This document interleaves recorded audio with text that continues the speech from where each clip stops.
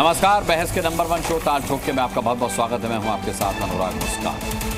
संभल कल पूरे दिन सुलगा। तस्वीरें आपने देखी, वीडियो आपने देखी। आज तमाम विपक्षी नेता अपने बयानों से आग को और भड़काने का काम कर रहे हैं। किसी की जुबान पर शांति की अपील नहीं है। कोई ये नहीं कह रहा कि संभल वालों अफवाहों पर ध्यान न दें। कोई ये नहीं कह रहा कि दंगा फैलाने से किसी का भला नहीं होगा, बल्कि सब ये कह रहे हैं कि दंगा कराने के लिए पुलिस जिम्मेदार है, प्रशासन जिम्मेदार है, सरकार जिम्मेदार है। जबकि सच्चाई जो आज सामने आई है उसके मुताबिक दंगा फैलने के पीछे सबसे बड़ा कारण था वो अफवाह जिसकी वजह से संभल सुलग उठा, आग लगाई गई, पत्थरबाजी हुई, गोलियां चली और नुकसान सरकारी संपत्ति और आम जनता को उठाना पड़ा। अफवाह यह फैलाई गई कि संभल की जामा मस्जिद में सर्वे करने गई टीम खुदाई कर रही है, जबकि हकीकत में ऐसा कुछ भी नहीं हुआ था। इन तमाम मुद्दों पर बहस करना जरूरी है। जरूरी इसलिए है क्योंकि अफवाह फैला करके संभल को जलाया गया है, क्योंकि नेताओं को भड़काऊ बयान देने का दौरा पड़ चुका है। लगातार बयान जारी किए जा रहे हैं नेताओं की तरफ से भड़काऊ। भीड़ ने आगजनी और गोलीबारी के अलावा सबसे पहले पथराव से हिंसा की शुरुआत की, क्योंकि पुलिस के एक्शन पर सियासत अब शुरू हो गई है। तो ठोकेंगे इन्हीं तमाम सारे मुद्दों पर ताल और पूछेंगे सवाल, लेकिन उससे पहले ये छोटी सी रिपोर्ट देखिए।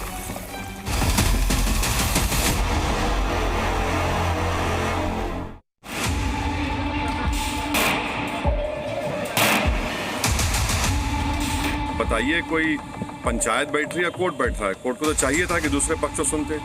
आपने ऑर्डर भी दिया, उसी दिन शाम में आप सर्वे भी करा दिए। तो ये तो पूरा चाह रहे थे ये वायलेंस हो वहां। देश संसद को भी मुट्ठी भर लोगों के हुड़दंगबाजी से कंट्रोल करने का लगातार प्रयास कर रहे हैं। चुनाव में इनकी धांधली, इनकी चोरी न पकड़ी है, इसलिए जानबूझ करके संभल में घटना कराई है। अखिलेश यादव और पूरा विपक्ष तुष्टीकरण की राजनीति करता रहा है, तो ये उनका बयान तुष्टीकरण का ही एक हिस्सा है। जबरदस्ती सर्वे भी और इस शक्ल में करा जिस प्रकार के कहीं हमला करने जा रहे हो। जय श्री राम के नारे लगाते हुए जब आप मस्जिद के अंदर घुस रहे हो, और इस प्रकार लोगों के अंदर क्या मैसेज जाएगा। मुकदमा लिखाया जा रहा है और उसमें कई सारे लोग जो हैं गिरफ्तार हुए हैं। 6 नामजद लोग और 200 अन्य लोगों के खिलाफ मुकदमा जो है उन्होंने लिखा। तमाम फर्जी बेगुनाह लोगों को भी फंसाने और उनका दमन करने का कुचक्र चल रहा है। ये भारत को जलाना चाहते थे। इन लोगों ने कहा था कि भारत को बांग्लादेश बनाएंगे, ये संभल को बांग्लादेश बनाना चाहते थे। सीधी गोली चला रहे थे, आपने देखा होगा। कह रहे थे पुलिस वाले गोली चलाओ, सब लोग गोली चलाएं। मैं गुनहगार मानता हूँ संभल प्रशासन को और उत्तर प्रदेश सरकार को इस संपूर्ण प्रकरण के लिए। 4 लोगों की मेरी बात जानकारी है, मौत हो चुकी है और पुलिस ने सीधे गोली मारी है, माथे पर गोली लगी है। पुलिस ने पूरी तरीके से बर्बरता का नंगा नाच किया है। उनको चाहिए कि शांति बनाने के लिए जो उपाय है वो करें और लोगों को बहकाना, लोगों को उकसाना ये बंद करें। चलिए ताल ठोक में डिबेट की शुरुआत करते हैं। आज हमेशा की तरह बहुत खास मेहमान हमारे साथ जुड़ रहे हैं। वकील हिंदू पक्ष के विष्णु शंकर जैन कुछ ही पलों में हमारे साथ जुड़ेंगे। समाजवादी पार्टी के सांसद अफजाल अंसारी हमारे साथ जुड़ चुके हैं। इसके अलावा राजेश चौधरी भारतीय जनता पार्टी के प्रवक्ता, डॉली शर्मा कांग्रेस की प्रवक्ता, तारिक लारी समाजवादी पार्टी के नेता, अमितोष पारेख विश्व हिंदू परिषद प्रवक्ता, दानिश कुरैशी MIM से, अनंत विजय वरिष्ठ पत्रकार हमारे साथ, महंत नवल किशोरदास धर्मगुरु हमारे साथ जुड़ेंगे, साजिद रशीदी मुस्लिम धर्मगुरु हमारे साथ होंगे, RLD से रोहित अग्रवाल हमारे साथ होंगे। लेकिन सबसे पहले मैं रुख करूंगा अफजाल अंसारी साहब का। अफजाल अंसारी साहब, ताल ठोके में आप बात करने के लिए आए, आपका बहुत बहुत मैं आभार प्रकट करता हूं, बहुत बहुत शुक्रिया आपको पहले ही करता हूं। अब आपने संसद में साफ तौर पर कहा कि संभल में जो कुछ हुआ ये राज्य सरकार की नाकामी है। जो पुलिस का एक्शन हुआ मैं उस पर बात नहीं कर रहा सर, और मेरी आपत्ति यही है कि सब पुलिस के एक्शन से ही शुरू कर रहे हैं। उससे पहले जो पत्थरबाजी हुई, अफवाह फैली, उस पर कोई बात नहीं कर रहा। बात तो हर जगह से की जाएगी। सबसे ज्यादा हमारे देश की जो जिम्मेदार मीडिया है वो क्या रोल प्ले कर रही है, इस पर भी बात होगी। और अब जो संभल की घटना के लिए गुनहगार हैं, उन गुनाहगारों को कैसे कानून के शिकंजे में लाया जाए, इस पर भी बात होगी। जी। 20 तारीख को चुनाव होना था और 19 तारीख को संभल में सर्वे करने टीम गई और न्यायालय के आदेश के अनुपालन में सर्वे हुआ, संपन्न हुआ, सकुशल संपन्न हो गया, कोई उपद्रव नहीं हुआ, कोई पत्थरबाजी नहीं हुई और किसी तरह की कोई अप्रिय घटना नहीं हुई, कोई नियमों कानूनों का उल्लंघन नहीं हुआ। फिर अब उसी संभल में उसी स्थल पर कौन सी ऐसी परिस्थितियां पैदा हो गई या पैदा कर दी गई या जानबूझ करके ऐसी सिचुएशन खड़ी की गई कि ये पूरा संभल सुलगता रहा और फिर जल गया। हम तो इस पर आपसे अनुरोध करेंगे, आप जिम्मेदार मीडिया का रोल अदा कीजिए जी, और इस समय संभल में लगी हुई उस आग को बुझाने के लिए उस पर घी डालने का काम मत कीजिए, उस पर पानी डालिए।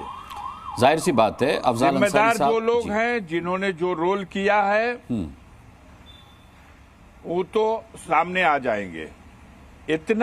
इतना निश्चित है कि इस बार दूसरी बार सर्वे के अवसर पर जो अप्रिय घटना हुई, उसकी शुरुआत जो हुई, वो किधर से भड़कावे की कार्रवाई की गई और फिर भीड़ का उत्तेजित होना और पथराव करना, इसकी शुरुआत कहाँ है, इस तो जांच का विषय है, जांच होगी।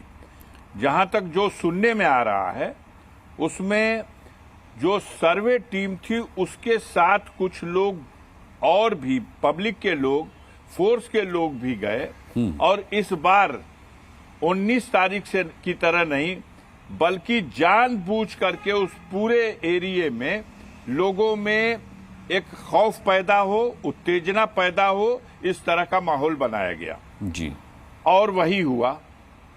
अब कारण इसके पीछे जो रहा, हो सकता है जो चुनाव में बेईमानी की गई है और प्रशासनिक मशीनरी का दुरुपयोग करके जितने बड़े पैमाने पर मतदाताओं को मत देने से वंचित किया गया है और ये सारी बातें चर्चा का विषय बने, उससे पहले ही इस तरह की कोई घटना करा दी जाए जिसमें सारा सबका माइंड डाइवर्ट हो जाए। मेरे विचार से जिम्मेदार जो कोई भी है, जहां जहां जिस मोड़ पर जिससे गलतियां हुई हैं, वो चीजें अपनी जगह हैं। आप, मेरी विनती है वहां के नागरिकों से और हिंदुस्तान की जिम्मेदार मीडिया से कि अब आग में घी डालने का काम मत कीजिए और पब्लिक से भी अपील है कि वो संयम बरतें।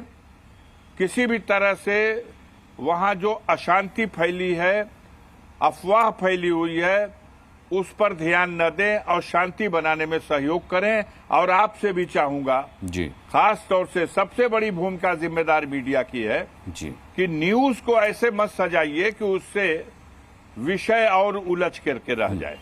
जाहिर सी बात है, जी न्यूज अपनी जिम्मेदारी समझता है। अफजाल साहब, आप भी जी न्यूज देखते होंगे।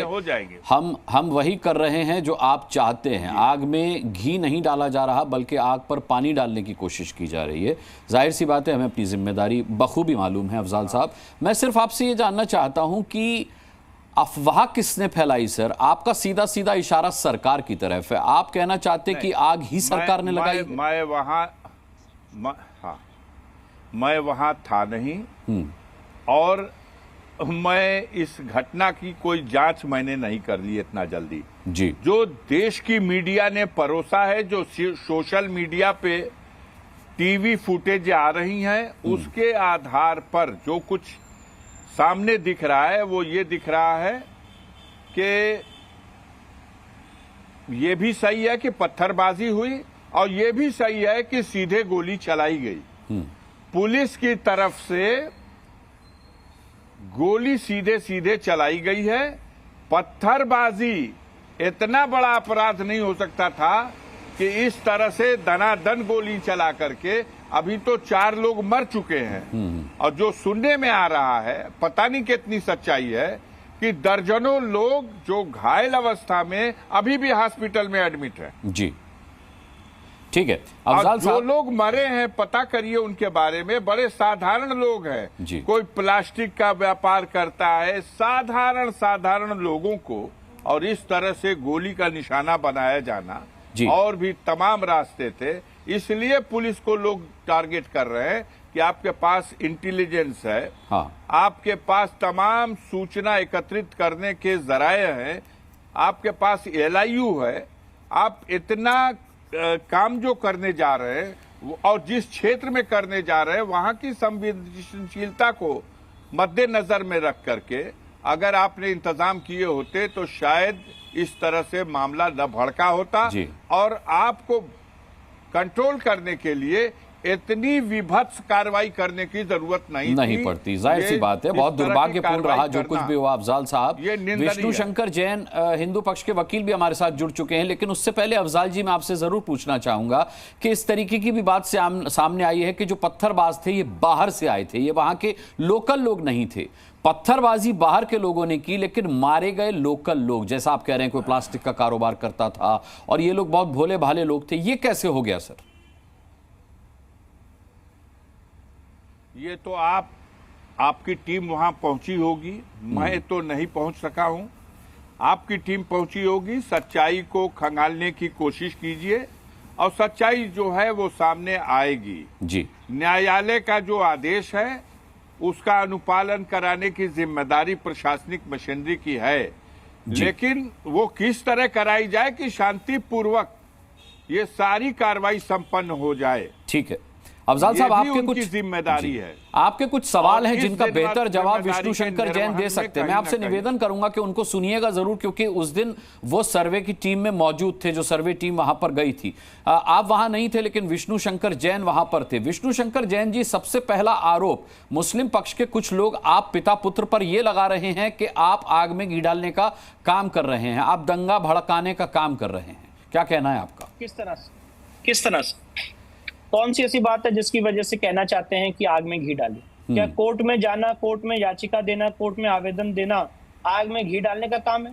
जब एक बार सर्वे विष्णु शंकर जी हो गया था, देखिए अफजाल जी भी यही कह रहे, जब 19 तारीख को सर्वे सुचारू रूप से बिना किसी विघ्न के, बिना किसी अफवाह, बिना किसी पत्थरबाजी के हो गया था, तो फिर दोबारा सर्वे क्यों कराया गया? और ये अफजाल अंसारी का ही नहीं बल्कि अखिलेश यादव का भी सवाल है। अब मैं इसका जवाब दे देता हूँ। जी, पहले सही बात मुझे लगता है लोगों के सामने आनी चाहिए, और अगर कोई प्रोपोगेंडा की बात करे तो मैं उसका जवाब नहीं दे सकता। रिकॉर्ड की बात कर लेते हैं, लॉ क्या कह रहा है। जो एडवोकेट कमिश्नर महोदय हैं, उन्होंने अपनी नोटिस में क्या लिखा है और 19 तारीख को क्या स्थिति उत्पन्न हुई थी, वो एक पैराग्राफ आपको पढ़ के सुना दे रहा हूँ। और सर्वे की दोबारा जरूरत क्यों पड़ी, जो आपने सवाल पूछा इसका जवाब देता है सीधे सीधे ये बात। जी, उक्त तिथि को उपरोक्त सभी की उपस्थिति में परिसर का करीब 1.5 घंटे तक सर्वे किया। परिसर के अंदर रोशनी की कमी थी, जिसकी वजह से आंशिक फोटोग्राफी और वीडियोग्राफी हुई। उक्त परिसर में सर्वे के दौरान काफी विघ्न उत्पन्न हुआ। परिसर के अंदर व बाहर काफी मात्रा में भीड़ इकट्ठा हो गई और नारेबाजी विरोध होने लगा। मस्जिद कमेटी की ओर से यह कहा गया कि नमाज होनी है, भीड़ पर काबू पाना मुश्किल हो रहा है। उपरोक्त परिस्थिति में सर्वे की कार्रवाई रोक दी गई। अब जरा मैं ये बात पूछना चाहता हूँ कि कोर्ट का क्या ऑर्डर था और लोकल एडमिनिस्ट्रेशन का क्या आदेश था? जब 19 तारीख को सर्वे हुआ था तब 8 लोग जाने थे सर्वे में, मस्जिद कमेटी की तरफ से उनके 3 वकील और उनके 5 लोग, और हमारी तरफ से मैं और मेरे लोकल वकील, सेंट्रल गवर्नमेंट और राज्य सरकार के वकील, इन लोगों को जाना था, इन्हीं की अनुमति थी। ऐसा कैसे हो गया कि सांसद महोदय और विधायक महोदय कोर्ट की कार्रवाई के दौरान उस सर्वे की प्रोसीडिंग में घुस गए? ऐसा कैसे हो गया कि 500 से 600 लोग उस समय कोर्ट की कार्रवाई के दौरान मस्जिद कमेटी के अंदर घुस गए और साइट्स को कॉम्प्रोमाइज करने लगे? 25 से 30 हजार लोग बाहर वहां पे नारे लगा रहे थे, नारे तकबीर अल्लाह अकबर, सर्वे नहीं होने देंगे, और इसके बीच सर्वे रोकना पड़ा। और आप सवाल पूछ रहे हैं कि 19 तारीख को सर्वे हो गया था। 19 तारीख को सर्वे हो ही नहीं पाया, और यही बात एडवोकेट कमिश्नर महोदय ने अपनी इस नोटिस में लिखी है। दूसरी बात, 23 तारीख को जब नोटिस दी गई, उसको कमेटी के जो वकील है उन्होंने बाकायदा रिसीव किया है 6:30 बजे, उनकी पूरी रिसीविंग है, और उनको ये इत्तला दी गई थी, उनको ये इन्फॉर्मेशन दी गई थी कि 24 तारीख को सुबह 7 से 11 के बीच में सर्वे होना है। अगर आपको दिक्कत थी, आप हाईकोर्ट सुप्रीम कोर्ट जा सकते थे, आप सर्वे पर रोक लगवा सकते थे। आपने उस सर्वे में पार्टिसिपेट किया। और मैं एक बात और पूछना चाहता हूं, समाजवादी पार्टी के जो अध्यक्ष हैं उन्होंने झूठ फैलाया, झूठ बोला है, और उन्होंने मेरा वो वीडियो चलाया जिसमें मैं सर्वे करके बाहर निकल रहा हूं, उसको झूठा पेश किया गया कि नारे लगाते हुए मैं सर्वे करने जा रहा हूं, जिसकी वजह से दंगा भड़क गया। उनसे कोई पूछे कि आप इतने जिम्मेदार व्यक्ति हैं, आप इस तरह की गैर जिम्मेदाराना बात कैसे कर सकते हैं? आप वो वीडियो बता रहे हैं सारे मीडिया की प्रेजेंस में। 11 बजे मैं उस डिस्प्यूटेड साइट से निकला हूं पुलिस प्रशासन के पूरी देखरेख में, और मेरी तरफ से एक शब्द भी नहीं बोला गया। नारे जो वहां के स्थानीय लोग हैं उन्होंने लगाए, और ये 11 बजे का वीडियो है। मैं आपको बताना चाहता हूं, अनुराग जी जरा इस बात को सुनिए जी। 24 तारीख को सुबह 6:30 बजे हिदायत दी गई थी कि आप कोतवाली पुलिस स्टेशन पहुंचेंगे। 23 तारीख को सुबह 6:30 बजे मैं कोतवाली पुलिस स्टेशन पहुंचा। केंद्र सरकार, राज्य सरकार के वकील वहां पे पहुंचे। जो वहां मस्जिद कमेटी के वकील हैं वो उस दिन थोड़ा लेट आए 7:30 बजे, और 7:30 बजे उनके आने के बाद मैं डीएम साहब, एसपी साहब, सीओ, एसडीएम, ये सारा एडमिनिस्ट्रेशन और जो मस्जिद कमेटी के वकील हैं, हम सारे लोग एक साथ गए हैं सर्वे करने सुबह 7:30 बजे। तो नारे लगाने की बात कहां से आती है? झूठा वीडियो आप चला के पेश कर रहे हैं जो 11 बजे का है। और 8:30 बजे से जो मस्जिद कमेटी के वकील है उन्होंने बराबर लाउड स्पीकर से अनाउंसमेंट किया कि हम यहाँ पे 3 वकील साहब मौजूद हैं, यहाँ पे सर्वे शांति रूप से चल रहा है, आप लोग यहाँ से चले जाइए। हमारे सामने कितनी गाड़ियां जलाई गई, पत्थरबाजी की गई, आगजनी की गई। और ये जो आप वीडियो दिखा रहे हैं, इसी वीडियो को इन्हीं के जो पार्टी के अध्यक्ष हैं वो गलत ढंग से पेश कर रहे हैं। बैरिस्टर साहब गलत ढंग से पेश कर रहे हैं। पहली बात तो इस वीडियो में मैंने कोई ना नारा लगाया, ना मैंने कोई शब्द बोला है, एक शब्द भी नहीं बोला है, बहुत जिम्मेदारी से कह रहा हूं। दूसरी बात, ये वीडियो 11 बजे का है, वहां से निकलने का, और उसको आपने लिख दिया कि मस्जिद में जा रहे हैं ऐसा नारा लगाते हैं। झूठ, सरासर झूठ। यानी आप कह रहे हैं कि ये वीडियो 19 तारीख के 11 बजे का है? यस जी। जब वहां पे चारों तरफ से पत्थरबाजी, आगजनी हो रही थी, तब एक ऐसा गली थी, क्योंकि 5 गलियां हैं, चारों गलियों को घेर लिया गया था, वहां पे पत्थरबाजी, आगजनी की जा रही थी, भारी मात्रा में पुलिस के ऊपर अटैक किया जा रहा था। तो एक गली थी, क्योंकि पुलिस का ये एक प्रायोरिटी थी कि जो सर्वे की टीम है उसको सेफ पैसेज देके वहां से निकाला जाए। तो जो एसएचओ कोतवाली है वो स्वयं मुझे लेके इस रास्ते से आ रहे थे, उनके साथ में आ रहा था इस रास्ते से, और वहां पे जो स्थानीय लोग हैं उन्होंने नारे लगाए, और ये 11 बजे का वीडियो है। आपने अपनी बात क्लियर की। मैं अफजाल अंसारी साहब को मौका दे रहा हूं। अफजाल अंसारी साहब, आप कुछ कहना चाहते हैं? आपके अध्यक्ष पर, समाजवादी पार्टी के सुप्रीमो पर आरोप लगा रहे हैं कि गलत वीडियो प्रचारित कर रहे हैं। नहीं, मैं आपको पहले ही अनुरोध कर चुका हूं कि एक जिम्मेदार मीडिया की भूमिका निभाइए। जी जी। आप एक दूसरे को बैठा करके उनकी बयानबाजी करा करके अपने चैनल, सच्चाई तो सामने आनी चाहिए, यही आप भी चाहते हैं अफजाल अंसारी साहब। आप वहां नहीं थे, लेकिन विष्णु शंकर जैन वहां थे। बहुत बिल्कुल तो हम कहाँ कुछ कह रहे हैं? हम कह रहे हैं हम नहीं थे, इसलिए हम इस पे बहस नहीं करना चाहते। हम अपील करना चाहते हैं जी, वहां की जनता से भी और आपसे भी, ठीक है, कि कृपा करके आग में घी न डाला जाए। नहीं, हम ऐसा कतई नहीं कर रहे। बुझाने में सहयोग। अब मैं आपका दूसरा सवाल विष्णु शंकर जैन से पूछता हूं। अफजाल जी, मैं आपका दूसरा सवाल पूछता हूं आपका कि गोली क्यों चलाई गई? विष्णु शंकर जैन, आपत्ति इस बात पर है कि अफवाह फैली, पत्थरबाजी हुई। अफवाह किसने फैलाई? पत्थरबाजी बाहर के लोगों ने की, स्थानीय लोगों ने। ये मसला बात का है, पुलिस ने गोली क्यों चलाई? एंकर साहब सुनिए आप। जी जी, बोलिए साहब सुनिए आप सुनिए एंकर साहब, आप मेरी बात का एक पक्ष के वो वकील हैं जी, मैं दोनों पक्ष में किसी पक्ष का नहीं हूं जी। आपने अपना कैमरा भेजा, अपना आदमी भेजा और अपनी रिक्वेस्ट भेजी जी कि इस पर आप कुछ कहना चाहेंगे जी। मैं सिर्फ शांति की अपील कहने के लिए बैठ गया। अच्छा। और अब आप दोनों की बैठबाजी करा के, बहस तो मैं करा ही नहीं रहा, मैंने तो बहस कराई नहीं करके मुझे मुझे क्षमा करिए। ठीक है, मैं आपसे क्षमा चाहता हूं। एक जिम्मेदार मीडिया की भूमिका निभाइए। मैं आपको लड़वा नहीं रहा सर, बुझाने में अपना नहीं, मैंने ऐसी कोई कोशिश नहीं की। बहुत धन्यवाद, बहुत धन्यवाद सर। आपने समय दिया। अफजाल अंसारी साहब, आपका बहुत बहुत धन्यवाद। मैं शुक्रिया पहले ही कह चुका हूं। आप अगर छोड़ना चाहें ताल ठोके की डिबेट तो आप छोड़ सकते हैं सर। बहुत बहुत धन्यवाद आपका। विष्णु शंकर जैन जी, पुलिस ने गोली क्यों चलाई, सब इसको मुद्दा बना रहे हैं। मैंने अफजाल अंसारी साहब से भी जब वो जुड़े थे आपके आने से पहले तब ये पूछा था कि मामला जो है विपक्ष के द्वारा यहीं से उठाया जा रहा है कि पुलिस ने गोली क्यों चलाई, पुलिस ने कार्रवाई क्यों की, राज्य सरकार की विफलता है। आप एक वकील के तौर पर इस पूरे घटनाक्रम को किस तरीके से देखते हैं? भाई पहले आपको ये समझना चाहिए, पहली बात तो मैं यहाँ पे पुलिस के जो उस समय के स्पर ऑफ द मोमेंट है उसको मैं कैसे जस्टिफाई कर सकता हूँ। आप डीएम साहब से पूछिए, स्टेट गवर्नमेंट से पूछिए, सीओ साहब से पूछिए जिनके पैर में छर्रे लगे, उन पुलिसकर्मियों से पूछिए जिनको कितनी चोटें लगी हैं। क्या स्थिति उत्पन्न हुई जैसे ये भीड़ बेकाबू होकर सर्वे टीम की तरफ पहुंच रही थी, वो स्थिति के बारे में वो आपको बता पाएंगे। ये आप मेरे से कैसे पूछ सकते हैं कि पुलिस ने गोली क्यों चलाई? भाई मैं तो सर्वे टीम का हिस्सा था, मैं वहां पे कोर्ट के ऑर्डर की कंप्लायंस कर रहा था और वहां पे स्थिति इतनी ज्यादा बेकाबू हो गई, क्या जरूरत पड़ी ये तो आपको लोकल एडमिनिस्ट्रेशन बता पाएगा। पर मैं इतना कहना चाहता हूं कि बहुत ही एक डीप रूटेड कॉन्स्पिरेसी थी।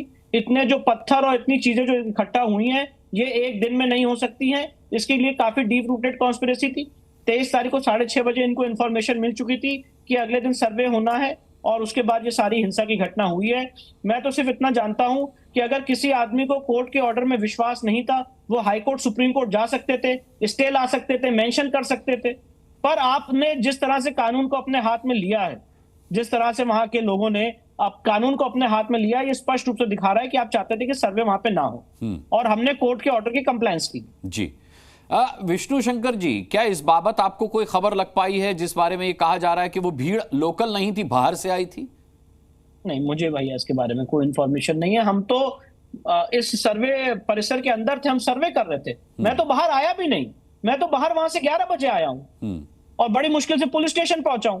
तो मैं वहां पे नीचे जाके इंक्वायरी तो कर नहीं रहा था कि क्या हो रहा है कैसे, मैं तो अपना जो कोर्ट के ऑर्डर की कंप्लायंस थी वो कर रहा था मैं। उस बीच में मुझे इतने ज्यादा चारों तरफ से नारों की आवाज सुनाई दे रही थी, जो टीयर गैसेज हैं उसको फायर करने की आवाज सुनाई दे रही थी, फायरिंग की आवाज सुनाई दे रही थी। इन सारे के बीच में हम लोग अपने कोर्ट के ऑर्डर का काम कर रहे थे। आगजनी जो आपने अभी गाड़ी दिखाई है मेरे सामने मैंने देखी इसको जलते हुए, किस तरह से पुलिस पे पथराव किया जा रहा था ये मैंने अपने सामने देखा है जलते हुए। अच्छा, अभी अफजाल अंसारी साहब भी ये आरोप लगा रहे थे कि जो टीम सर्वे के लिए गई उसके साथ बहुत तादाद में बाहरी लोग थे और नारेबाजी करते हुए जा रहे थे। मैंने इसी बात का पहले जवाब दिया। पहली बात तो मैं स्टार्टिंग से ही यही जवाब दे रहा हूं, इस बात को प्लीज अप्रिशिएट करिए। डिस्ट्रिक्ट मजिस्ट्रेट, एसपी संभल, सीओ, एसडीएम, जो कमेटी के वकील हैं, सेंट्रल गवर्नमेंट के, स्टेट गवर्नमेंट के वकील, हम लोग सुबह सब एक साथ गए हैं कोतवाली पुलिस स्टेशन से सर्वे करने। कॉर्डन ऑफ होके वो एरिया जो एरिया कॉर्डन ऑफ हो गया था वहां से गए, तो नारे लगाने की तो बात ही नहीं आती है। ये 11 बजे का वीडियो है जिसको ये बता रहे हैं कि ये ऐसे गए और उसकी वजह से दंगा भड़क गया। झूठ बोलने की भी कोई हद होती है। ठीक है, ठीक है। विष्णु शंकर जैन जी, आपने हमसे बातचीत की, आपका बहुत बहुत धन्यवाद मैं करना चाहूंगा। और अब हम अपने पैनल पर आते हैं। हमारे साथ समाजवादी पार्टी से तारिक लारी साहब हैं। सबसे पहले मैं उन्हीं का रुख करूंगा। तारिक लारी साहब, अफजाल अंसारी तो कुछ नहीं बोले, लेकिन आप चूंकि प्रवक्ता हैं और नेता हैं तो आपको इस बात का जवाब देना होगा। जिस तरीके से विष्णु शंकर जैन कह रहे थे कि उनका 19 तारीख की सुबह 11 बजे वाला वीडियो 24 तारीख का वीडियो कहकर प्रचारित किया जा रहा है कि नारेबाजी करते हुए वहां पर पहुंचे, जिससे माहौल बिगड़ा, मामला बिगड़ा, पूरा दंगा भड़का। वो अगर 19 तारीख का कह रहे हैं तो उसको 19 तारीख का मान लेते हैं कि 19 तारीख को ये नारा लगाते हुए गए थे। कुछ गुंडे साथ लेकर गए थे जो नारा लगा रहे थे जय श्री राम का। भाई किसी सेंसिटिव माहौल में जा रहे हो, वहाँ सेंसिटिव काम करने आ रहे हो, तो क्या जरूरत है कि कोई मजहबी उन्मादी आप नारे लगाएं। अपना जैसे संभल उस दिन गए थे, अपना चुपचाप जाते, जाके अपना काम करते, काम करके चले आते, बात खत्म थी, कुछ नहीं होता। लेकिन आप जिस अभी खुद ही कह रहे हैं कि 5 गलियां हैं तो हम इन गलियों से गए तो उन गलियों, तो साबित होता है ना कि आप कहाँ जा रहे थे। तो आपको भी जाने के समय में ये उन्मादी नारे उस जगह पे नहीं लगाने चाहिए। और वैसे भी ये जो दोनों बाप बेटे हैं जब ग्रुप में चलते हैं ये लोग, तो ये लोग साथ में गुंडे लेकर चलते हैं पथराव करने के लिए, गोली चलाने के लिए, वो करने के लिए। अब पुलिस कह रही है नहीं गोली हमने नहीं चलाई। वो गोलियां जो हैं वो तो ऑटोमेटिक बेसिकली हाथ में बच्चे वो लेकर गए थे, उन्होंने ठूस लिया, अपने पेट में, सर में ठूस लिया, उससे उनकी मौत हो गई। ऐसी बातें हजम नहीं होती है। प्रशासन को भी जिम्मेदारी से काम लेना चाहिए था। गोली चलाने, पत्थर के मुकाबले आप गोली चला रहे हैं, अरे आशु गैस गोले छोड़ दीजिए, लाठी चार्ज कर दीजिए, पत्थर का जवाब पत्थर से दे दिए, गोली से देंगे आप। गोली से तारिक देंगे। लारी साहब, मैं भी मानता हूं कि good। गोली नहीं चलनी चाहिए, किसी की हत्या नहीं की जानी चाहिए या कोई नहीं मारा जाना चाहिए। पुलिस की क्या मजबूरी रही, पुलिस की क्या कॉल थी उस वक्त, ये मैं नहीं कह सकता पुलिस के पॉइंट ऑफ व्यू से, क्योंकि पुलिस का ऑफिशियल वर्जन पर बात करने के लिए कोई है नहीं मेरे साथ। मैं सिर्फ आपसे जानना चाहता हूं कि आप पत्थरबाजी और पत्थर इकट्ठा करने की प्रक्रिया पर क्या कहेंगे, क्योंकि अभी विष्णु शंकर जैन भी कह रहे थे कि इतने पत्थर बाजों ने पत्थर बरसाए हैं जो एक दिन में इकट्ठे नहीं किए जा सकते। पत्थर गली गली में पड़े रहते हैं, और वैसे भी मुस्लिम मोहल्ले की सफाई का सरकार तो इंटरेस्ट लेती नहीं, पिछले 10 साल से तो इंटरेस्ट ले नहीं रही है सरकार। केंद्र सरकार भी नहीं लेती है, ना प्रदेश सरकार लेती है 2017 से। तो हमारे वहाँ तो वैसे ही पत्थर आम पड़े रहते हैं। सड़कें ठीक हो रही हैं, ये ठीक हो रहा है, सड़कें उखड़ी जा रही हैं, सड़कों का ये हो रहा है, तो वो पत्थर इतने रोड़े पड़े रहते हैं। तो वो कोई इकट्ठा करने के लिए हमको ट्रक से इकट्ठा करके मंगवाने की जरूरत नहीं, और उन गलियों में कौन से ट्रक जाते। तो ये थोड़ा सोच समझ के बात किया करें, जाहिलों वाली बात ना किया करें। पारिक, अमितोष पारिक कह रहे हैं कि वो पत्थर रोड़ी ईंटें, मैं कहता हूं रोड़ी और ईंटें। तुम कर रहे हो जाहिलों वाली बात। 2 जनों ने जय श्री राम के नारे लगा दिए, तुम्हें दिक्कत हो गई, बस संख्या हजारों की संख्या, नारे तकबीर लगाते हो, पत्थर फेंक रही पुलिस पे, उसमें जाहिलो तुम गुंडे हो, इस तरीके की भाषा में दोनों ही मवाली, गुंडे और मवाली हो तुम, जाहिल हो। ठीक है, जाहिल गुंडे मवाली हो तुम, मालूम है ना, जाहिल गुंडे मवाली हो तुम, दंगाइयों के साथ खड़े हो, आतंकवादी हो, यूरेशियन आतंकवादी हो तुम, यूरेशियन आतंकवादी हो तुम लोग यूरेशियन आतंकवादी हो जो मूल निवासियों को शांति से रहने नहीं दे सकते हो। हम मूल निवासियों को शांति से रहने नहीं दे सकते हो, तुम यूरेशियन आतंकवादी लोग। अरे तारिक लारी साहब, बाहर से लोग पत्थरबाजी करने आ रहे हैं, उस पर तो कुछ कहिए। आपके मोहल्ले का अमन चैन खराब करने के लिए बाहर से लोग आ गए, आप उस पर कुछ नहीं कह रहे। ये तारिक लारी, अनुराग जी, ये तारिक लारी बताएगा क्या? अमन चैन खराब करने के लिए, ये जिहादियों का समर्थन करने के लिए यहाँ बैठ जाते हैं। अच्छा, अगर आप आपत्तिजनक भाषा का इस्तेमाल करेंगे तो फिर मैं आपके साथ कंटिन्यू नहीं कर पाऊंगा। दोनों ही से मेरा निवेदन है, मैं आपके पास वापस लौटूंगा। राजेश चौधरी हमारे साथ हैं। राजेश चौधरी, साफ तौर पर सरकार पर इसका इल्जाम लग रहा है, सरकार को आड़े हाथों लिया जा रहा। अभी आपने अफजाल अंसारी साहब को भी सुना, आग किसने लगाई, क्यों लगाई, सोची समझी रणनीति बताया जा रहा है इसको विपक्ष की तरफ से। देखिए, इसमें पूरी योजनाबद्ध तरीके से वहां दंगा भड़काया गया। उसमें समाजवादी पार्टी के सांसद, समाजवादी पार्टी के विधायक और समाजवादी पार्टी के गुंडे वहां जाकर के उपद्रव किए, उन्होंने गोलियां चलाई, उन्हीं गोलियों से वो दंगाई मरे। वो आतंकवादी जो सरकारी सिस्टम पर हमला कर रहे थे, वो दंगाइयों की मौत उन्हीं की गोली से हुई है।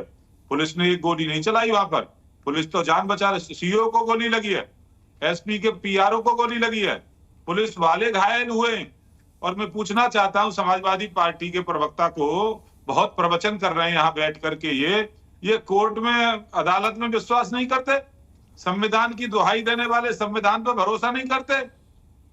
देश की एक अदालत ने आदेश दिया वहां सर्वे करने का, वहां मंदिर को तोड़ करके मस्जिद बनाई गई है, तो क्यों जांच नहीं होने देना चाहते?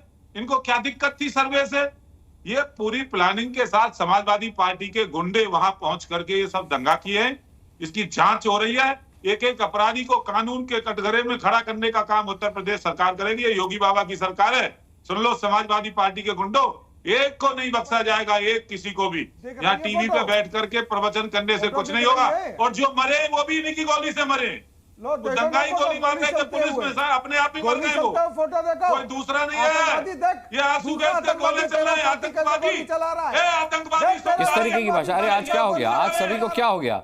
नहीं, इस तरीके की भाषा नहीं। नहीं, सभी बहुत गणमान्य है भाई, सभी मेरे लिए एक हैं, सभी मेरे लिए एक है। अरे सब एक ही भाषा शैली का मैं बोलेंगे तो फिर कैसे काम चलेगा? डॉली शर्मा आपका वर्जन। जी अनुराग जी, आवाज आ रही है? जी आ रही है जी। देखिए, मैं हमेशा कई बार आपके साथ डिबेट मैंने की है, लेकिन आज मुझे थोड़ा अजीब लगा। अनुराग जी, आप बहुत जिम्मेदार पत्रकार हैं और पूरा देश आपको सुनता है। जिस तरीके की डिबेट की शुरुआत हुई अनुराग जी, वो आपने जो कहा कि विपक्ष में किसी का बयान नहीं आया कि किसी ने शांति की अपील की। मैं आपको अपना कांग्रेस का कल का प्रेस नोट पढ़कर बताना चाहूंगी, जिसमें हमने कहा कि भाई हमारे नेता राहुल गांधी तो नफरत के बाजार में मोहब्बत की दुकान की बात करते हैं। ऐसे में संभल वासियों से अपील है कि वे नफरत की राजनीति को पहचाने आपसी एकता और सौहार्द बनाए रखें और कानूनी तरीके से अपने अधिकारों की रक्षा के लिए कदम उठाएं। ये एआईसीसी का ऑफिशियल बयान है अनुराग जी, मैं आपको ये यहाँ पर दिखाना चाहती हूँ, मेरे फोन में भी है मैं ये, ठीक है, ये पूरी प्रेस रिलीज है। तो ये जो आपने कहा ये ठीक नहीं है अनुराग जी, क्योंकि ऐसा नहीं है, विपक्षी लोग या विपक्ष में बैठी पार्टियां ये चाहती हैं कि अशांति रहे, लेकिन हाँ जो सवाल है और जब ऐसी सिचुएशन आती है तो सवाल पूछे जाने चाहिए। अनुराग जी, आपको क्या लगता है कि विपक्ष को क्या करना चाहिए? सवाल तो मैं भी पूछ रहा हूँ डॉली जी, आपको मेरे किसी सवाल से कोई आपत्ति लगी? अनुराग जी, लेकिन मैंने बड़ी विनम्रता से जो मेरी बात थी मैंने आपसे रखी कि भाई विपक्ष, और मैंने बयान पढ़ के बताया, ऑफिशियल बयान कांग्रेस पार्टी का जो कल हमने दिया संबल वासियों से शांति की अपील करके, जो आपने कहा किसी ने नहीं की तो हमने की। और दूसरी बात, डिबेट में ये लॉ एंड ऑर्डर सिचुएशन, पहले बहराइच में अब संभल में, लगातार इस तरीके की घटनाएं जो उत्तर प्रदेश में हो रही हैं, आपको नहीं लगता कि जो हमारे देश का नारा था कि मजहब नहीं सिखाता आपस में बैर रखना, हिंदी है हम वतन है हिंदुस्तान हमारा। देखिए हिंदुस्तान में हमेशा से सब लोग बड़े शांति प्यार सौहार्द से रहते आए हैं, ना जाने कहां से ये बातें अब आने लगी हैं और रोज कभी पत्थरबाजी कभी कुछ बाहर से लोग आ जाते हैं, पत्थरबाजी कर जाते हैं, पुलिस भी घायल होती है, आम जनता। बताइए 4 लोगों की मौत हो जाना, दर्जनों का घायल हो जाना, क्या ये आम बात है? और अगर लॉ एंड ऑर्डर सिचुएशन बार बार आ रही है तो क्या हम सवाल ना करें? अगर सर्वे में दिक्कतें आ रही है और ऐसी चीजें हो रही है तो क्या सवाल नहीं पूछे जाने चाहिए? अनुराग जी, विपक्ष को मुझे लगता है एक मजबूत विपक्ष की जिम्मेदारी है कि वो सरकार से सवाल करे। अब वो सरकार से सवाल ना करके क्या करे आप बताइए? सरकार से अगर कहीं लॉ एंड ऑर्डर सिचुएशन आती है तो सवाल तो बनता है और हम करेंगे, ये हमारा हक है देश की जनता के लिए, वो शांति बनाए रखने के लिए मुझे लगता है कि ये करना चाहिए। भाई सीधी माथे में गोली लग रही, भाई आपने बीजेपी के प्रवक्ता को सुना डॉली जी, वो ये कह रहे हैं कि वो पुलिस की गोली नहीं है, दंगाइयों की ही गोली है। उत्तर प्रदेश से आती हूँ अनुराग जी, पश्चिमी, देखिए पुलिस को लगे, आम आदमी को लगे, मारे तो इंसान जा रहे हैं ना अनुराग जी।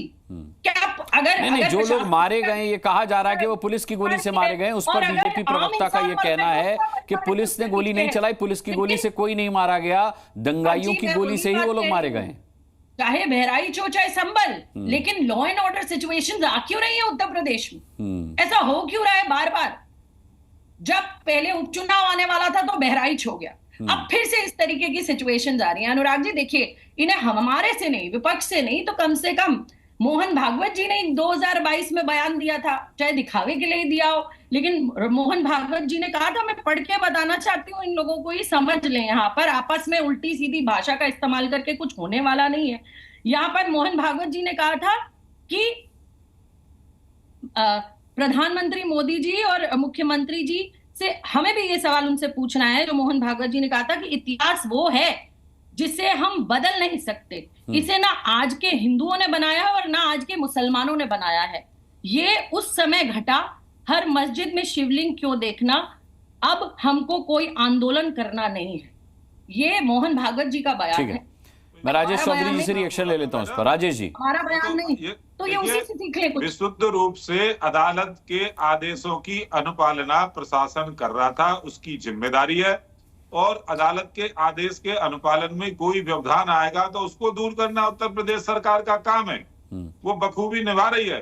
कोई दंगाई होगा तो दंगाई को दंगाई की तरह से उत्तर प्रदेश पुलिस निपटना जानती है, ठीक से काम करेगा तो आइए शांतिपूर्वक आई। वहां तो 19 में भी तो सर्वे हुआ है ना, उस दिन कोई बात हुई नहीं थी। ये सब समाजवादी पार्टी ने प्लानिंग करके ये दंगा भड़काया है, ये हार को पचा नहीं पा रहे। समाजवादी पार्टी के रामगोपाल यादव जी माननीय सांसद हैं, ठीक है, उन्होंने कहा कि ये दंगा इसलिए हुआ है कि समाजवादी पार्टी चुनाव हार गई है।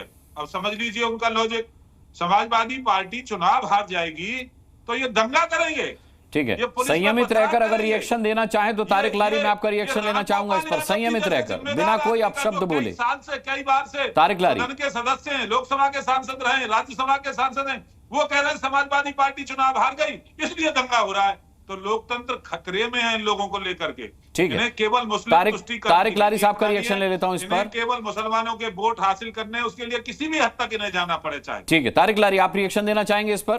कानून की बात की गई है तो कानून 1991 के नाम से एक कानून बना के रखा गया। उस कानून का पालन क्या लोअर कोर्ट ने किया? जिस कोर्ट ने आदेश किया क्या उस कोर्ट ने उस कानून का पालन किया? क्या पुलिस ने उस कानून का पालन किया? कोर्ट ने वो आदेश बगैर, हाँ सुप्रीम कोर्ट आदेश देता तो समझ में आता है। अब ये छोटी छोटी लोअर कोर्ट इस तरह के आदेश दे रही हैं तो इसका मतलब है कि कहीं ना कहीं से आरएसएस जनसंघ अंदर पैठ बना चुकी है। ये तो जांच का विषय है कि ये भी देखा जाए कि किस स्कूल से, किस कॉलेज से, किस जगह से इन्होंने अपने वो की है। जैसे पहले होता था, पहले होता था। देखिए मैंने बीच में नहीं बोला, मैंने सुना है, मैंने बैठकर सुना था। अब आप भी सुनिए, राजेश जी आपके पास आता हूं। मैंने बैठकर सुना था। अब ये बात सुने पहले अपनी। जी जी सुनिए, अपना जवाब सुने, साहब की बात सुन लीजिए। यह जवाब सुने। मैं बैठकर आराम से सुना है। आप तारिक लारी चिल्लाते रहे, मैंने बीच में नहीं बोला, उनका जवाब कंप्लीट होने दिया। तो अब इन लोग की जांच होनी बहुत जरूरी है, जो इस तरह के आदेश दे रहे हैं एकदम से होते हुए कि किस स्कूल, किस कॉलेज, किस संस्थान से पढ़े हूं, कहीं सरस्वती शिशु मंदिर से तो नहीं पढ़े। जैसे पहले होता था कि आरएसएस के उसमें तो नहीं जाते, शाखाओं में तो नहीं जाते, ये इनके फादर या इनके घर वाले जो इस तरह की शिक्षाएं हो रही हैं। ये जो पुलिस वाले हैं इनकी भी जांच होनी चाहिए कि ये कैसे आए हैं, कहां से आए हैं, कौन इनके माँ बाप है। ये लोग सवेरे अपने लेफ्ट करने तो नहीं जाते हैं कि वर्दी में होते हुए भी नीचे से खाकी चड्डी पहनकर ये लोग अपना घूम रहे हैं, वहां सवेरे सवेरे दंडवत हो रहे हैं, वो कर रहे हैं, आरएसएस की शाखाओं का इस्तेमाल कर रहे हैं देशद्रोह करने के लिए, छोटा सा रिएक्शन देशद्रोह करने के लिए शाखाओं का इस्तेमाल कर रहे हैं। हमें सभी क्या ये एक्स एमपी साधी प्रज्ञा ठाकुर आतंकवादी नहीं है? क्यों क्या उसके साथ के अभिनव भारत के लोग आतंकवादी नहीं है? पूरा अभिनव भारत आतंकवादी संगठन नहीं है? पूरा अभिनव भारत आतंकवादी संगठन तो उसी का सदस्य तो ये नहीं है, ये भी पता किया जाए। अनुराग जी मैं इस पे काउंटर रिएक्शन देना चाहता हूं। बोलिए आमितोष जी बोलिए। अनुराग जी देखिए, सबसे पहली बात तो यह है कि जिस तरह से समाजवादी पार्टी के प्रवक्ता ने लॉ की बात करी तो ये स्पष्ट रूप से वो शायद कानून पढ़ के नहीं आए हैं। प्लेसेस ऑफ वर्शिप एक्ट 1991 में सेक्शन 4 क्लॉज 3 साफ इजाजत देता है कि प्लेस ऑफ वर्शिप एक्ट ऐसे लोगों पे कानून लागू नहीं होता है, बिल्डिंगों पे जो एंशिएंट मॉन्यूमेंट में आती है। That means there is no applicability. फिर ऑर्डर 26 रूल 9 ऑफ सीपीसी की बात कर लेते हैं तो कमिश्नर किसी भी स्टेज पे अपॉइंट करा जा सकता है, जो कोर्ट ने करा। पिटीशन कोर्ट में फाइल हुई थी, अगर किसी भी पक्ष को उससे आपत्ति थी तो कोर्ट में अपील करी जाती। संविधान की खाली डिक्शनरी लेके जो घुमाते हैं दिन भर, वो भूल जाते हैं कि 4 पुलिसकर्मी वहां पर मौजूद थे जो घायल हो गए। लाखों की, हजारों की संख्या के बीच नारे तकबीर के नारे लगा गई, 3 ट्रैक्टरों में पत्थर भर के गए। तो सर्वे होने देते ना। लेकिन ये साफ फेक सेक्युलरिज्म है। एक तरफ दंगाइयों को बचाने वाले पार्टी के लोग खड़े हैं और एक तरफ वो लोग खड़े जो कोर्ट का पक्ष ले रहे हैं। सवेरे आपने कोर्ट में फाइल किया, दोपहर में वो टेकअप हो गया और शाम को आप सर्वे करने पहुंच गए। आप तय नहीं करेंगे कोर्ट को डिसीजन क्या और किस समय देना चाहिए। तारिक लहरी साहब, आप तय थोड़ा करेंगे कोर्ट के डायरेक्शन प्रोसीडिंग। आप तो ये बता दीजिए कि आप उन दंगाइयों के साथ खड़े गए जिन्होंने पत्थर बरसाए पुलिस पे और टीयर गैस चली है, रिवॉल्वर नहीं चली। तब से रिपोर्ट आई है। क्या छत पर लदा हुआ मंदिर था और जय श्री राम का नारा लगाओगे तो अल्लाह अकबर का नारा सुन के जाओगे। पत्थरबाजी तो नहीं होनी चाहिए। नारेबाजी पर नारा ही फेंका जाना चाहिए। नारे पर नारा ही फेंका जाना चाहिए। वहां तो पत्थर फेंके गए। साजिद रशीदी साहब एक अफवाह फैली कि मस्जिद में। अच्छा आप भी बोलिए भाई आपस में, बाकी मेहमानों को बोलने दीजिए जो शांति से डिबेट सुन रहे हैं। साजिद रशीदी साहब मस्जिद, अरे सुनिए भाई, मस्जिद में खुदाई की अफवाह फैली और साफ तौर पर मस्जिद कमेटी के वकीलों की तरफ से अनाउंसमेंट किया गया कि यहां शांतिपूर्वक तरीके से सर्वे चल रहा है। फिर आखिर इस अफवाह को कैसे फॉलो किया गया और इसमें पढ़कर कैसे पत्थरबाजी कर दी गई? नहीं, अफवाह नहीं फैली अनुराग जी। इसको थोड़ा सा हमें समझना पड़ेगा, ये क्या हुआ, कैसे हुआ, क्यों हुआ, इसको थोड़ा सा समझना पड़ेगा। ऐसे ही किसी अफवाह को कहकर जो है हम बच नहीं सकते। सुनिएगा बात आप इसी तरह से। ऐसी क्या वजह है कि आनन फानन में इस तरह के फैसले आ जाते हैं और फिर सर्वे टीम जब पहुंचती है तो जय श्री राम के नारे लगाते हुए वहां पहुंचती है। उसके पहले आप देखिए 16 नवंबर में एक धर्म संसद हुई थी दिल्ली के अंदर। गंगा स्वामी नाम के धर्मगुरु ने, हिंदू धर्मगुरु ने कहा था कि सारी मस्जिदों की खुदाई करके देख लो, वहां हमारे देवी देवताओं की मूर्तियां मिलेंगी। उसके 2 दिन बाद में उसके 2 दिन बाद में ये याचिका डाली गई और 1 घंटे के अंदर अंदर सारा मामला हो गया। वहां जो है सर्वे टीम पहुंच गई जी। ये सब देखिए, इसका प्रीपेक्स देखिए आप। आज समय कम है, चल रहा है, आज समय कम है, मेरे पास अभी भी 3 गेस्ट बचे हुए हैं। मैं इस पर महंत नवल किशोर दास जी, अब आपका रिएक्शन लेना चाहूंगा।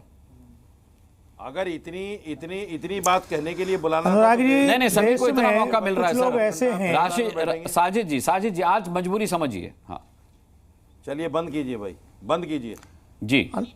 आप बने रहिए सर, बने रहिए, समय रहा तो आऊंगा आपके पास। कैमरा बंद कर दीजिए। एक रिएक्शन अपने 3 गेस्ट से लेके आ रहा हूं आपके पास। बोलिए नवल किशोर दास जी, बोलिए। अनुराग जी, देश में एक ऐसी स्थिति है जो न कोर्ट को मानते हैं, न संविधान को मानते हैं, न कचहरी को मानते हैं।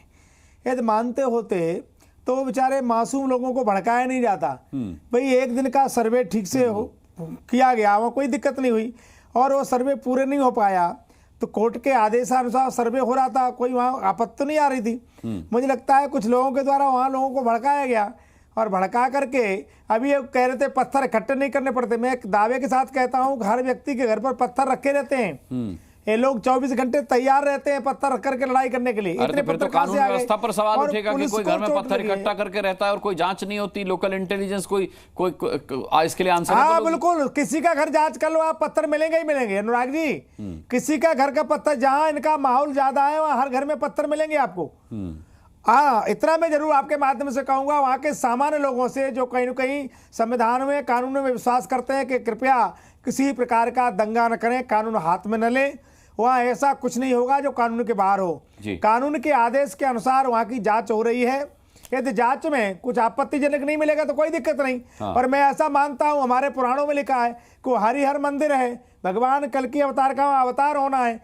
32,000 मंदिरों को तोड़ करके तथाकथित ढांचे बनाए गए।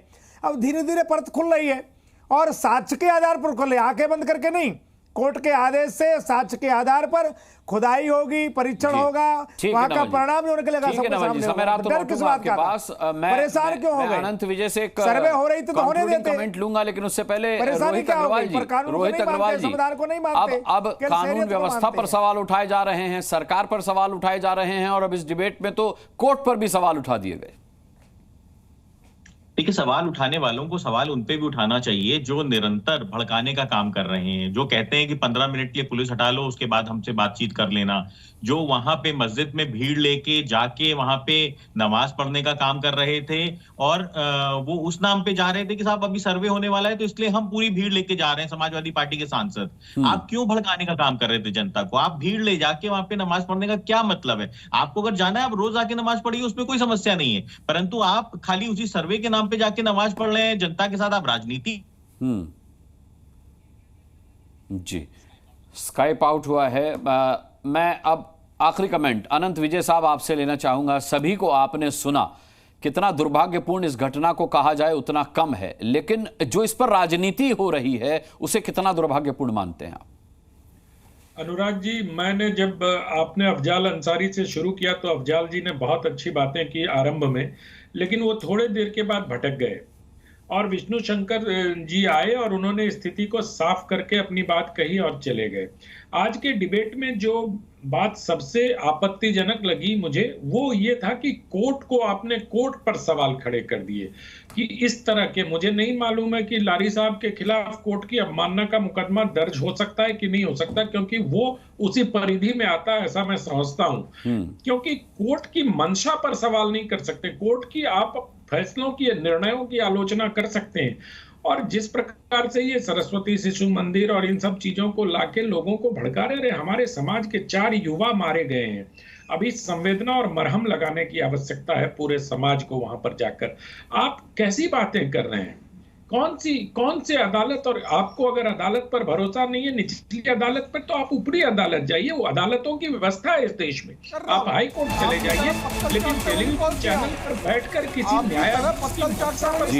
खड़े करिए। लारी सही कहा अनंत विजय जी, आज का समय मेरा खत्म हुआ, लेकिन आपने एक बात बहुत सही कही। जब यही अदालत, जब यही कोर्ट बुलडोजर पर रोक लगाता है तो सब उसके फैसले का स्वागत करते हैं। जब यही कोर्ट मस्जिद के सर्वे का आदेश देता है तो उसकी मंशा पर सवाल उठने लगते हैं। इस तरीके की सहूलियत की राजनीति से शांति, अमन और चैन की खातिर हम सभी को बचना चाहिए। इसी अपील के साथ सभी पैनलिस्ट का आज ताल ठोक के मैं बहुत बहुत धन्यवाद करना चाहूंगा। कल शाम 5 बजे फिर जुड़ेंगे, एक और मुद्दे पर पूछेंगे सवाल और ठोकेंगे ताल। तब तक आप दर्शकों का भी बहुत बहुत शुक्रिया। अभी के लिए इजाजत दीजिए, नमस्कार।